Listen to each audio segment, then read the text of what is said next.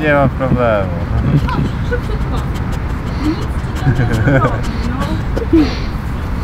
On to jest jego miejscówka. Zwrócił uwagę. Z piłką i dlatego. Targnęliśmy na jego teren.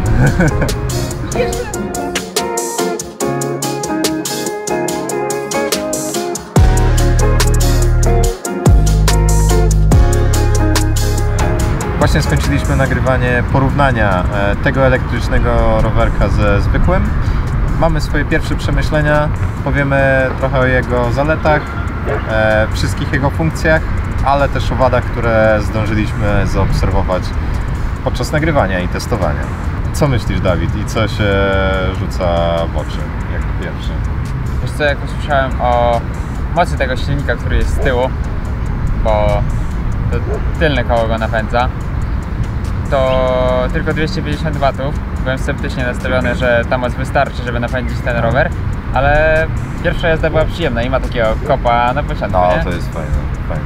Co jeszcze z takich rzeczy ciekawych, to sam fakt, że bateria jest bardzo mała. Po tej ramie tutaj w ogóle nie widać, że to jest elektryk, co jest zdecydowanie na plus. No i ten kolor, ten, który tutaj dostaliśmy, też moim zdaniem działa na jego plus. Ogólnie wizualnie jest bardzo spoko. No to prawda, nie zdradza się. No dobra, elektryczny rowerek, ale w sumie co? Jak on jeździ? No słuchaj, on nie jeździ sam, on nas tylko wspomaga. Są tam 3 tryby wspomagania, przy czym na 0 używamy tylko siły nóg, a na trójce wiadomo, on wspomaga nas jak tylko może. Spoko. A jak wygląda kwestia zasięgu? Jakbym na przykład na tej trójce jechał? Wiesz co, w specyfikacji jest 70-130 km. Męcząc go dosyć mocno, no bo wiadomo, przyszło coś nowego, to jest zajawa, żeby to tam testować, przyspieszać, hamować cały czas. Udało mi się te 70 uzyskać minimalne, także nie jest źle, myślę. Jest to taki mały komputerek z 4 właściwie przyciskami, przy czym możemy sobie strzałkami góra-dół regulować to wspomaganie od 0 do 3. Mamy tam jakieś takie podstawowe informacje o ile już kilometrów zrobiliśmy. Jest taki ogólny przebieg, jak w aucie, którego tam wyzerować nie możesz. A co najważniejsze, przy włączaniu tego komputerka, czyli całego wspomagania, musisz wpisać hasło, także ktoś niepożądany, ktoś by chciał zabrać ten rower ci tam, nie? To się nim nie nacieszy. To się nim nie nacieszy, będzie używał go jako normalny rower, tak? No to też jest fajne. Z tego komputerka możemy też włączać przednią lampeczkę, bo jest podłączona do tej baterii w ramie. Tylna lampka jest już oddzielna, ale jest ładowana z USB, także możesz sobie ją tam nie wymieniając baterii doładowywać. A trzymając dolny przycisk jest taki tryb chodzenia, że prowadzisz rower i on sam jedzie i nie musisz go pchać. Spoko.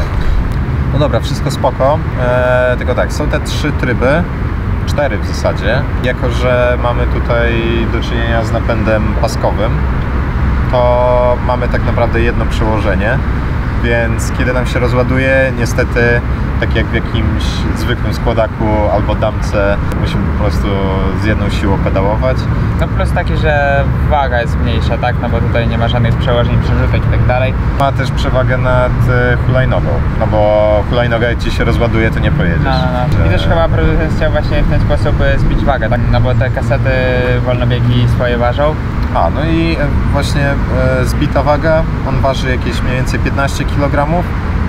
Jest lekki, ale nie najlżejszy.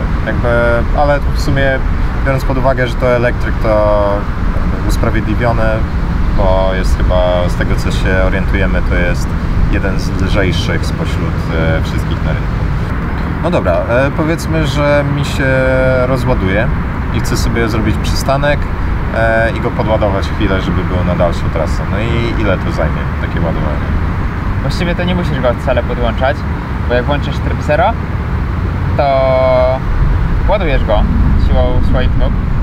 Jednak to ładowanie jest dosyć wolne, za to opory są małe, ale jest dosyć wolne i takie ładowanie z gniazdka klasycznie trwa 2 godziny.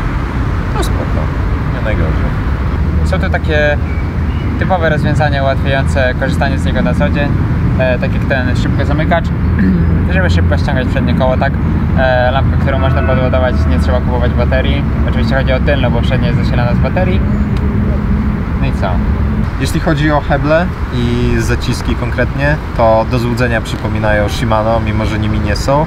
Najtańsze Shimano, ale jakby nie mamy tutaj zastrzeżeń. Hamują spoko, nie są jakieś niesamowite, ale nie są też złe.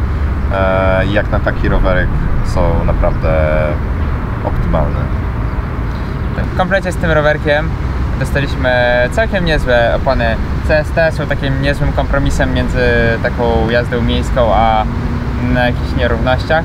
A propos nierówności, to słyszę, że akumulator jest tak zamocowany, że wydaje jakieś takie odgłosy właśnie na tych nierównościach. No, nie przeszkadza jakoś bardzo, ale no, trzeba o tym wspomnieć, nie? No. Podsumowując, ten rower jest dobrym kompromisem pomiędzy ceną a jakością. Porównując to ze stałymi graczami na rynku rowerów elektrycznych, myślę, że ten jest warty swojej ceny. Na spokojnie może konkurować z innymi. Ma swoje wady, ale przy całokształcie, który według nas wypada na wielki plus, myślę, że możemy spokojnie polecić ten rower każdemu, kto jest zainteresowany. Mnie zaciekawił mocno ten temat rowerów elektrycznych, bardzo mi się spodobały i co, no, czekamy na stunta elektrycznego. No pewnie. Jak nie stunta, to przynajmniej górskie, żebyśmy mogli go sobie jakoś tam przerobić. Tylko z napędem na tył. No. Koniecznie. To co? Chyba kończymy. Hej. Na tym końcu nie ma się co rozczulać za bardzo. Dobra, myślę, że mamy to. Akurat, bo się bateria